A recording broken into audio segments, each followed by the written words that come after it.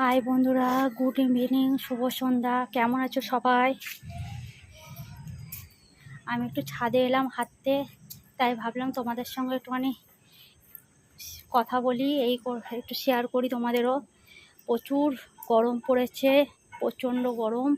এরকম ছাদে এসেছি, ভাবলাম একটু হাওয়া দেবে, তা গাছের পাতা তো একটা নড়ছেও না, হাওয়া নেই। কি অবস্থা, ঝড় নেই, বৃষ্টি নেই, প্রচুর গরম পড়েছে। তোমাদের ওখানে কেমন গরম পড়েছে বলবে তো। এখানে তো প্রচণ্ড গরম পড়েছে। জানি না, একটা জিনিস দেখাবো, দেখি তোমরা দেখতে পাও নাকি। মনে হয় না দেখতে পাবে, যদি না দেখতে পাও কালকে দেখবো।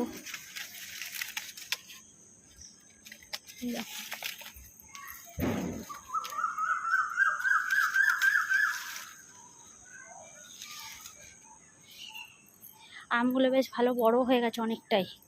এই আমগুলো বেশ আম মাখা করলে খুব ভালো লাগে খেতে।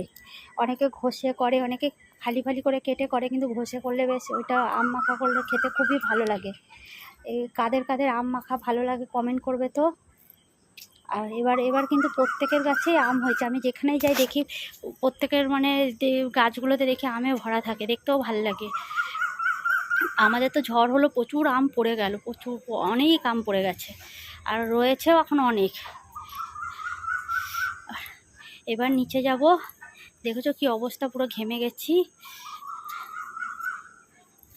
আর সব থেকে বড় কষ্ট কখন বলো তো, যখন রাত হবে রান্নাঘরে ঢুকতে হবে, প্রত্যেক মেয়ে ছেলেদেরই। ওই রাত হলে রান্না করতে গেলে বড় কষ্ট হয়। দুপুরবেলায় সময় পেরিয়ে যায় রান্না করে, আবার রাত হলে আবার এক ডিউটি। কিন্তু বাইরের খাবার কতদিন খাওয়া যাবে বলো, ঘরে রান্না তো করতেই হবে। এই রান্না করা বড় কষ্ট, তবু করতেই হবে। যাই হোক, ঠিক আছে, বাই বাই, সবাই ভালো থেকো, সাবধানে থেকো, বাই বন্ধুরা, বাই।